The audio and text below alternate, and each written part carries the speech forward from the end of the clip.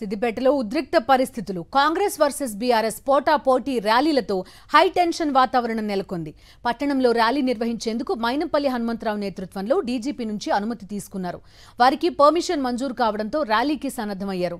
ఈ నేపథ్యంలోనే బీఆర్ఎస్ నేతలు సైతం ర్యాలీ నిర్వహించేందుకు పెద్ద సంఖ్యలో రోడ్లపైకొచ్చారు. రుణమాఫీపై ప్రభుత్వ తీరును నిరసిస్తూ అప్పటికప్పుడు ర్యాలీకి సన్నద్ధమయ్యారు. దీంతో ఉద్రిక్తత నెలకొంది. ఒక దశలో అక్కడేం జరుగుతోందో తెలియని పరిస్థితి.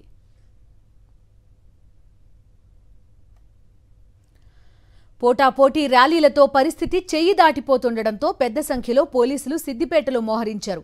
ఇరు పార్టీల నేతల నినాదాలతో రహదారులు హోరెత్తాయి.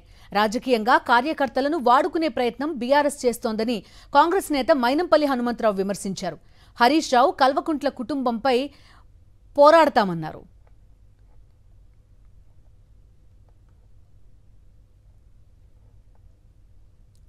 బీఆర్ఎస్ అరాచకానికి ఈ రోజు జరుగుతున్న ఘటనలు నిదర్శనమని మెదక్ ఎమ్మెల్యే మైనంపల్లి రోహిత్రావు అన్నారు.